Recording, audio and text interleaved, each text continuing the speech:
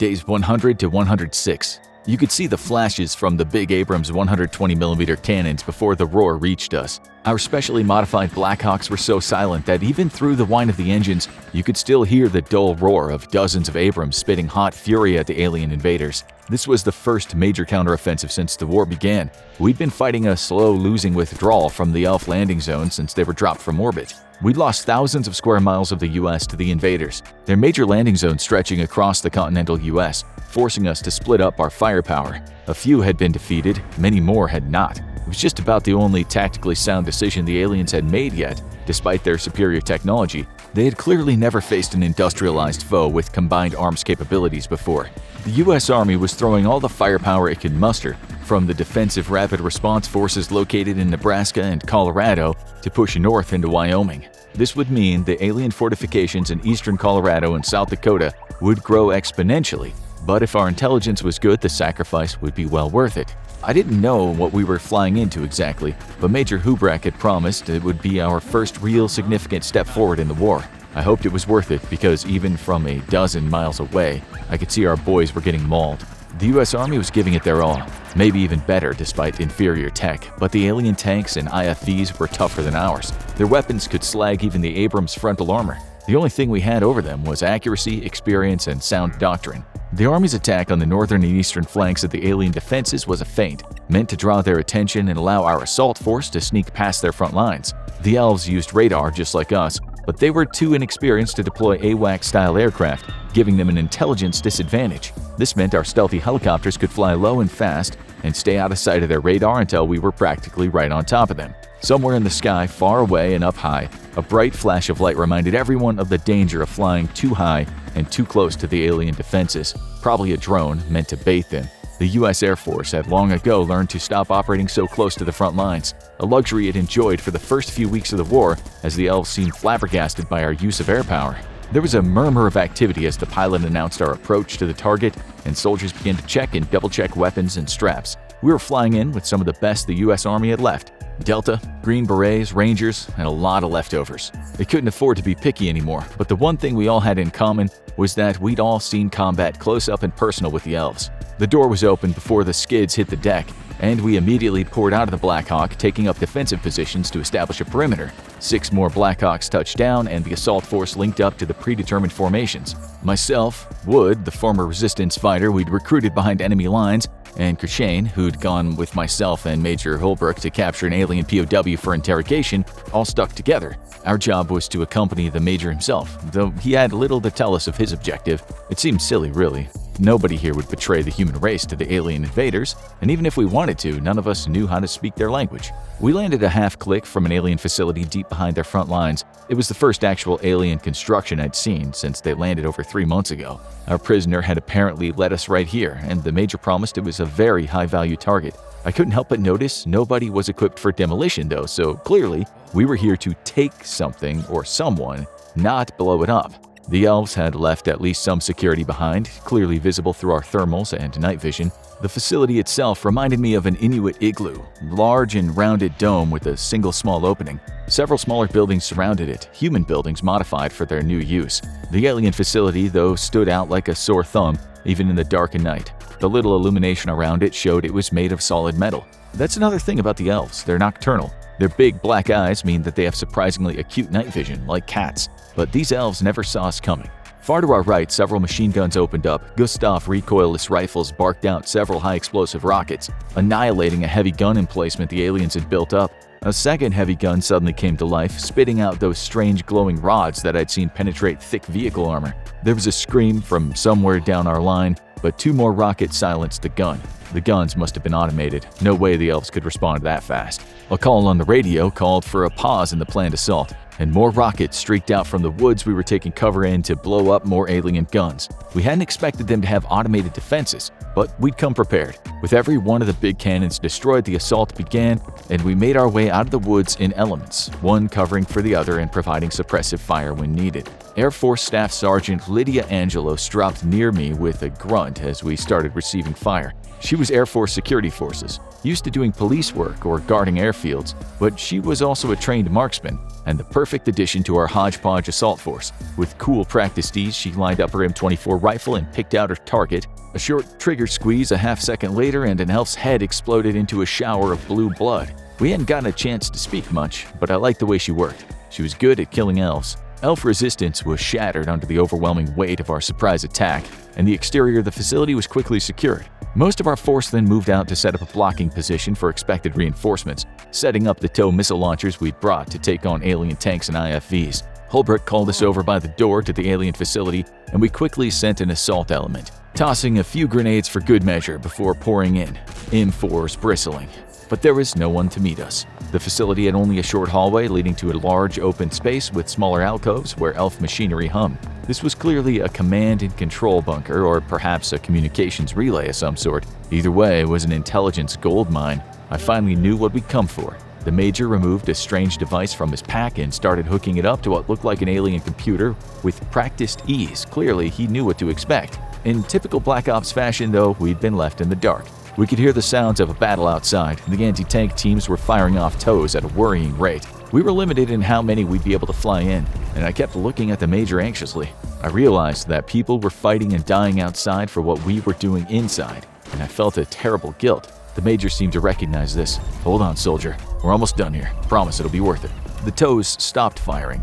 I could hear the distinctive sound of Gustavs popping off. They could take out human IFVs, but I didn't know about the alien ones. Calls from wounded filled the radio net, but there was not a single call for a retreat. Everybody here knew what was at stake. Soon I could hear the distinct electronic sound of the alien rapid-fire cannons they mount on their IFVs going off. We were running out of time. "Done, let's go! Straight to the helicopter!" And with that, we were out the door in a mad dash. The rest of the assault force was conducting a fighting withdrawal in order to prevent a full rout. Alien energy weapons filled the sky over my head and shredded trees near me as I ran at a full sprint, still keeping my eyes on the surroundings. My job was to get the Major to the helicopter safely, but as we boarded our chopper and were the first to fly out, I felt a sense of dread and shame. I knew whatever information the Major had pilfered had a significant strategic value. Hell, it might even win the war. But being the first to retreat out of a fight left a sour taste in my mouth. I felt worse when I found out that only 2 other Blackhawks made it home. Days 107 to 110. As usual, it was once more time to hurry up and wait. Corshane, Wood, and I had nothing to do but wait to find out if our mission had been successful. If the losses of all those men and women had even been worth it. We spotted Major Holbrook once, and he merely grimly nodded at us before telling us he'd be in touch soon. We tried to enjoy the warm beds and hot meals best we could. Whatever was coming next, I was willing to bet it would take us far away from such luxuries. Days 111 to 114. I ran into Sergeant Angelos, who was sporting a bandage on her cheek, face burn from an alien energy weapon. I told her I was glad to see she made it back in one piece. She grunted and nodded in the way combat veterans do, our way of acknowledging the death and survivor's guilt that comes along with it. To say she was grateful to make it back would have seemed almost disrespectful to the dead. I never met a single combat veteran with a bad op under their belt that actually felt grateful to be a survivor. The guilt was almost not worth it. I invited her to hang out with our ragtag squad, and she seemed genuinely happy for the company. Security forces didn't have much to do with the Air Force pulling way back off the front after the elves started to deploy air defenses. Those with talent and special training had been absorbed into the Army and Marines to help replace their combat losses. With the way the war was going, the entire Air Force might disappear entirely, as they were all drafted into other branches of the U.S. Army. Days 115 to 120. No news from the Major yet, but there was a hum of activity about the base. I noticed a lot of tech-type people flying in on helicopters and small transport planes. We were several hundred miles behind the ever-slowly retreating front, so still safe for aircraft to fly. With so much brainpower here, I suspected the U.S. military would put up a hell of a fight to keep this entire base operational. It had come down to picking your fights because there was no way in hell we were winning all of them. Angelos didn't have official orders, so we unofficially adopted her. I told her the Major would see to any paperwork issues, not that anyone was checking. Besides, she was a skilled marksman. I suspected we'd need her. There wasn't much to do until he came around again, but continue PTing to keep our strength up and enjoy hot meals while we had them. Days 121 to 123. Washington had fallen. The military had fought like hell to keep the aliens from taking it as they landed south of the capital outside Richmond and pushed their way north. The Air Force in particular had paid a heavy toll, sacrificing its aircraft in an aggressive bombing campaign that had wreaked untold devastation on the invaders. But they must have known about our capitals at least, because they'd sent twice the number of landing craft to take it and even pulled forces from other fronts to reinforce it. This had allowed us to make some significant wins along the East Coast, but at the cost of the political heart of the United States of America. The President and Congress had long fled to a classified location, but the loss of the capital was a significant loss. Some new type of stealthy drone had captured live footage of the final losing battles, broadcasting images of the Capitol building in ruins. It had also captured video of U.S. Marines putting up a ferocious defense outside and inside of Arlington Cemetery. The area was strategically worthless, but it meant something to us, to the entire nation. The Marines had made the aliens pay dearly for desecrating the National Cemetery, but none had survived. If the elves thought that taking Washington would demoralize us, break our fighting spirit, then the images of Marines dying to defend Arlington had the opposite effect. The videos were broadcast across every surviving medium around the world. Images came back from similar battles. Royal Marines laying waste to alien tanks in Trafalgar Square, the French Gendarmerie Nationale fighting on the streets of Paris, even Chinese airborne forces conducting a daring parachute assault into the ruins of Hong Kong. We weren't beat, not by a damn long shot. Days 124 to 128. Our target is this facility here. Major Holbrook stabbed a finger at the large, blown-up satellite photograph pinned to the wall. It was another alien construction surrounded by half a dozen or so other alien buildings. They'd razed the surrounding buildings to make room for their own, leaving a jagged scar in the middle of the small city. The satellite photo showed similar clusters of buildings spread around, with a path of destruction slowly working its way like branching tentacles from each cluster to the others. They were bulldozing our own civilization to make room for their own.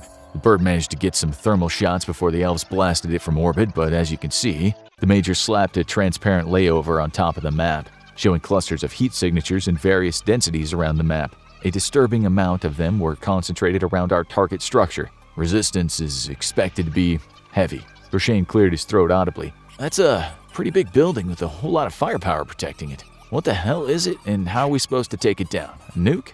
Love to, but no.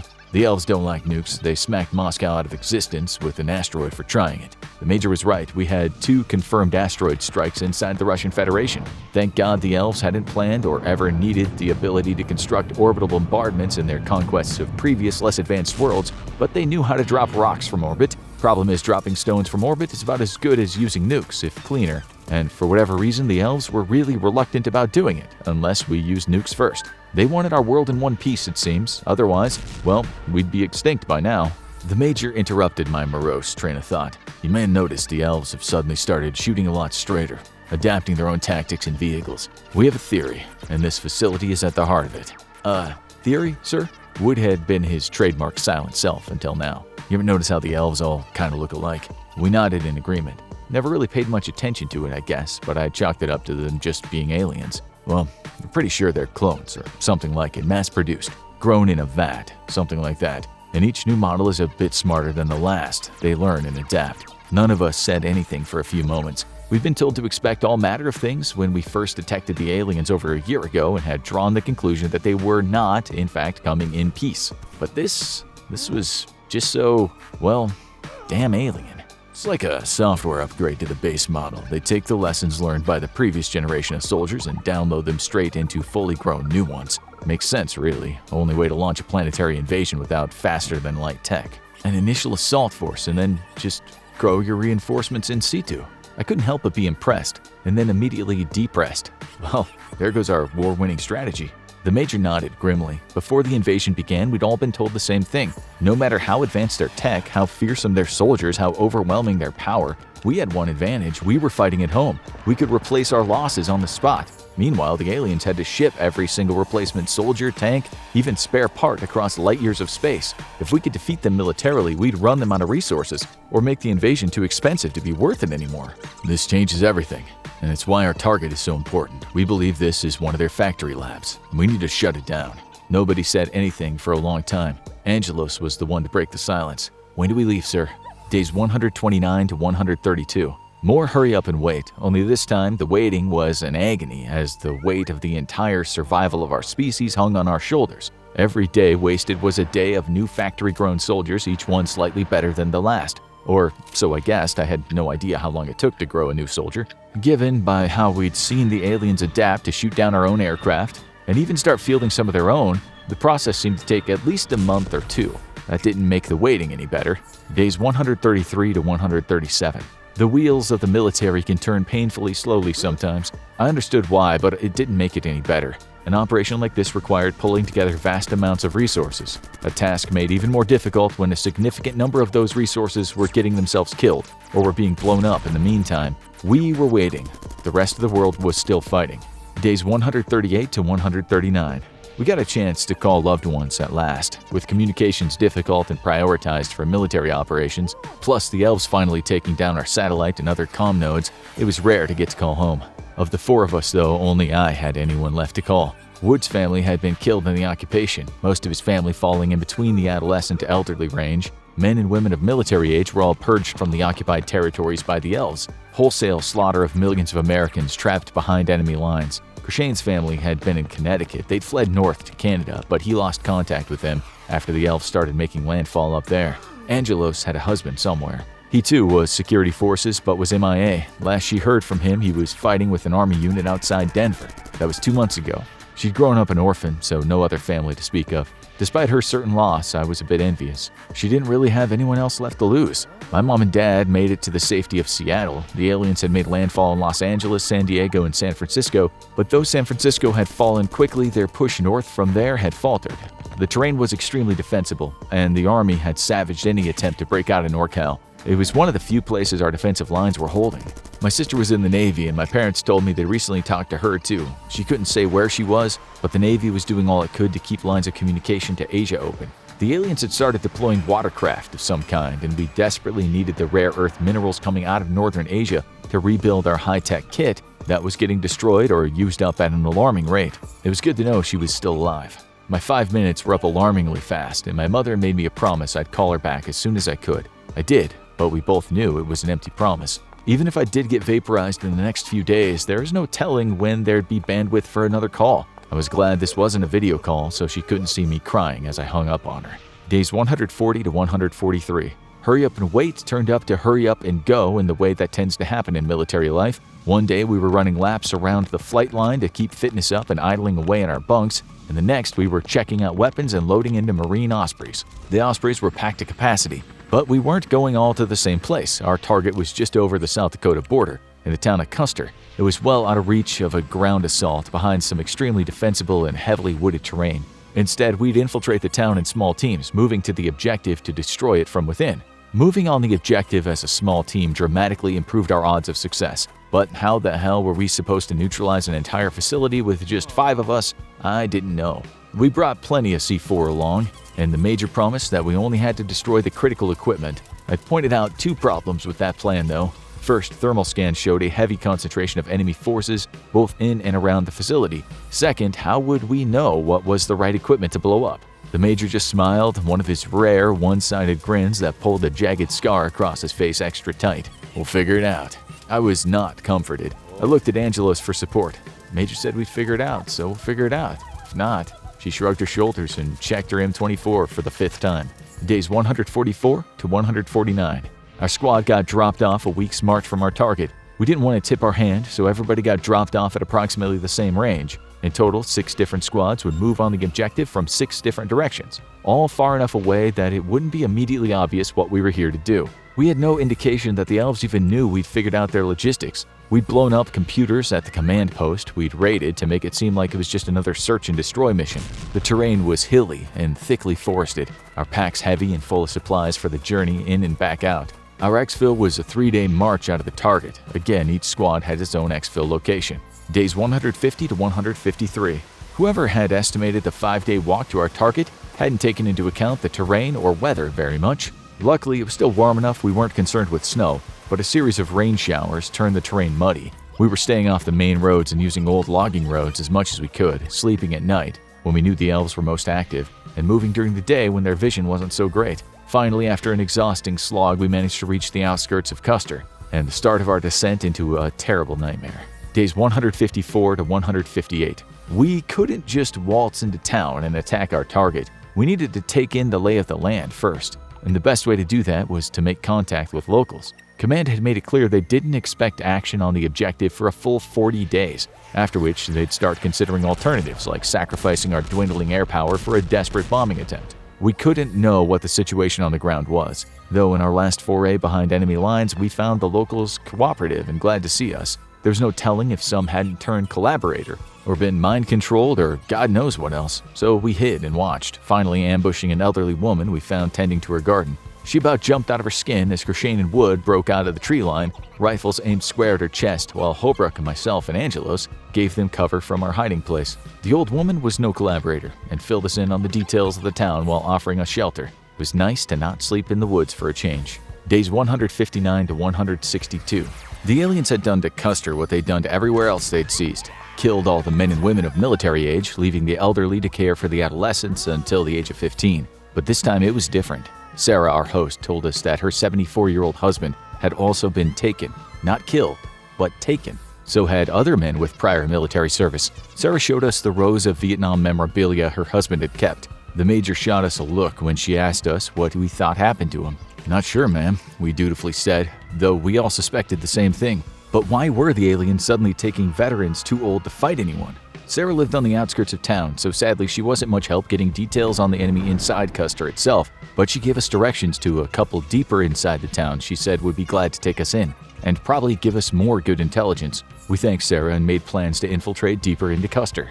Days 163 to 166. The aliens weren't even bothering with patrols the way we did in villages and cities across Iraq and Afghanistan. I guess they'd expected the elderly population to put up no resistance, and still weren't dreaming we'd run guerrilla ops this deep behind the front lines. That didn't mean their little military enclave wasn't well defended, though. It was incredibly well fortified, complete with an outer perimeter wall and those energy cannon turrets every 100 feet. It would have been a nightmare to try to assault the place without air superiority.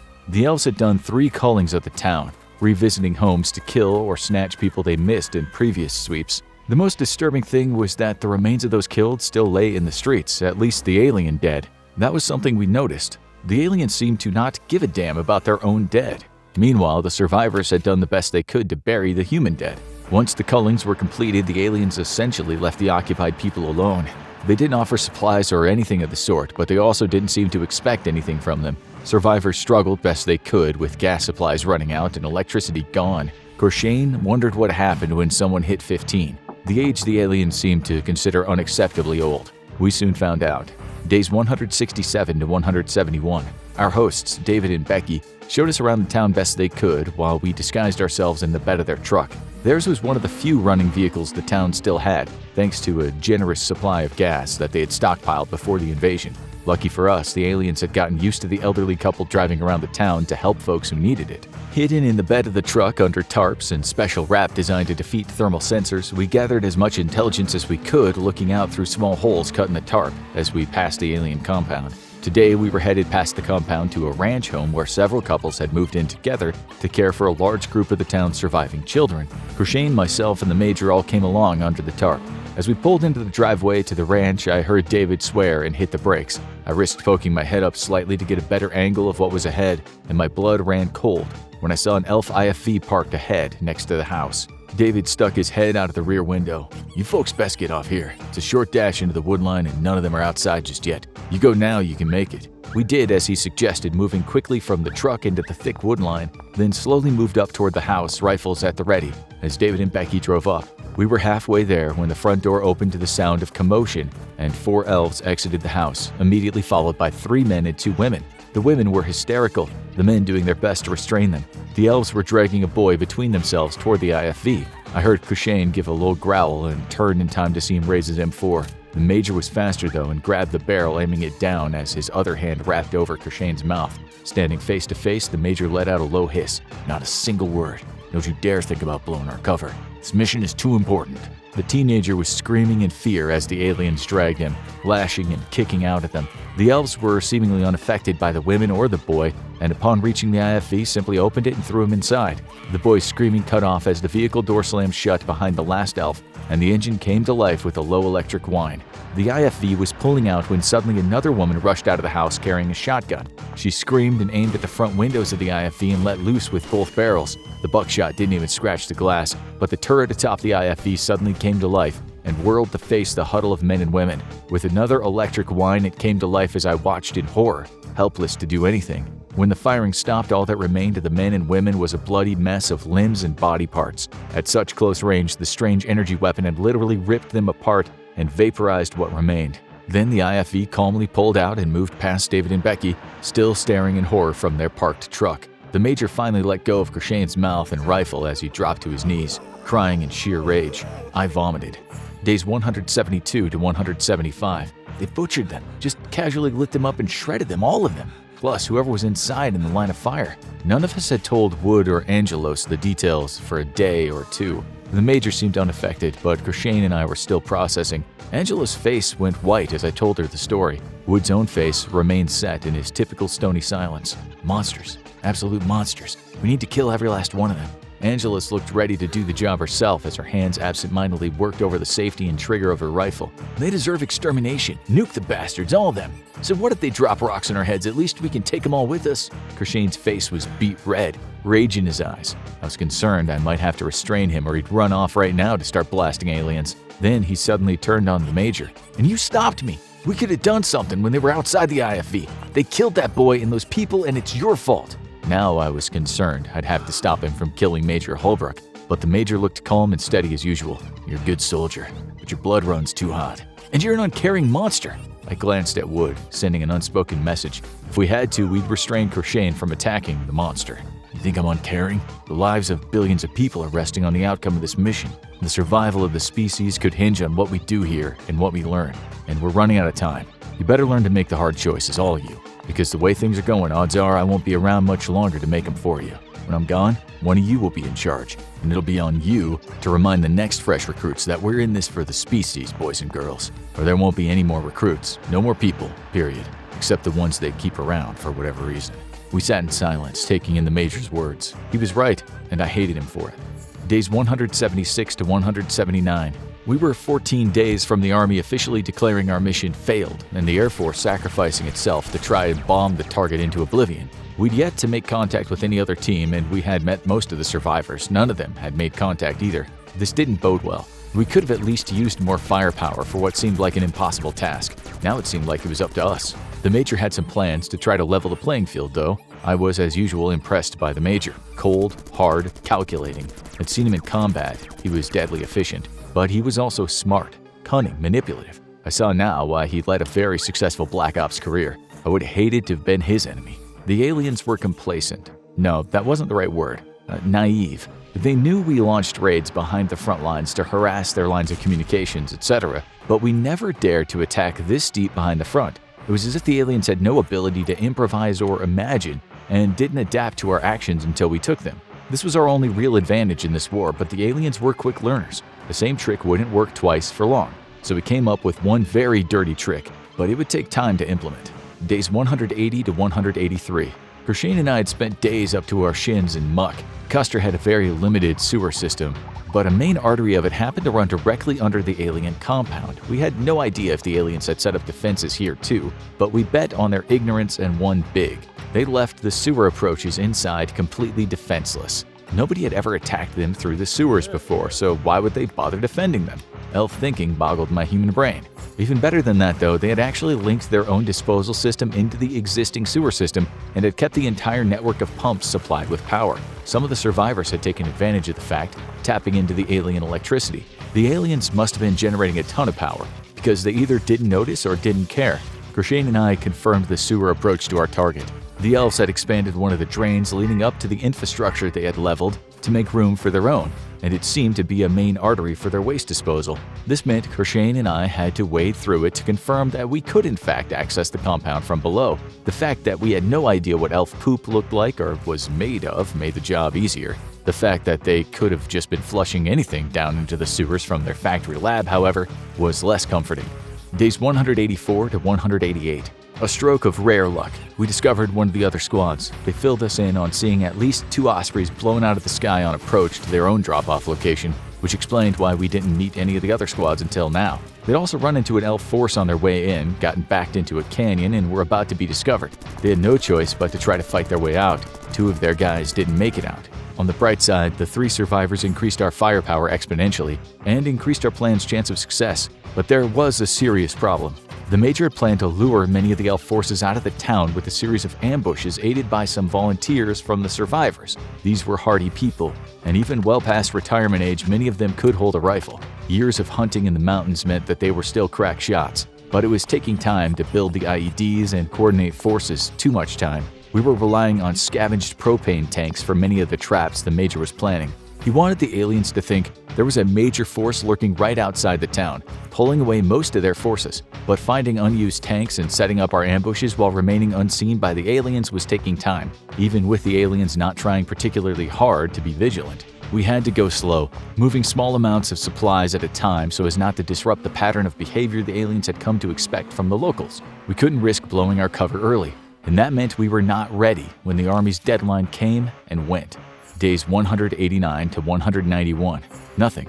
We expected the mother of all air attacks backed up by long-range cruise missiles, hell, maybe even a full-blown air assault, all flying into the teeth of alien air defenses. But nothing.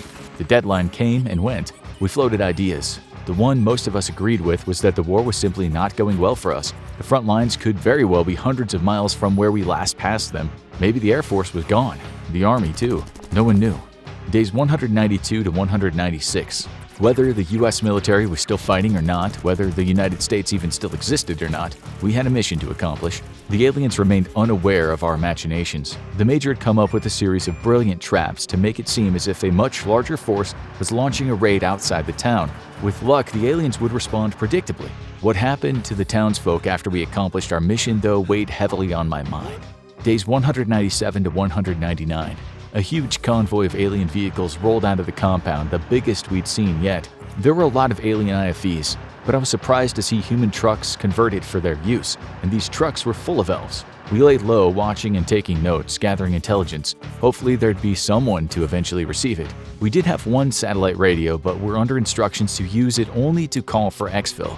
It would link up to the CubeSat constellation we were constantly pulling into orbit as the aliens slowly but methodically hunted the tiny satellites down. And we were limited to a single microburst transmission lasting 1/10 of a second. Just enough of a signal to let the Army know we were ready for pickup.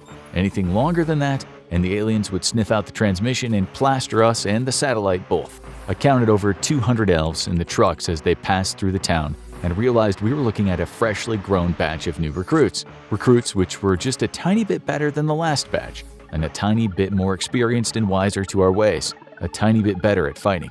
Day 200.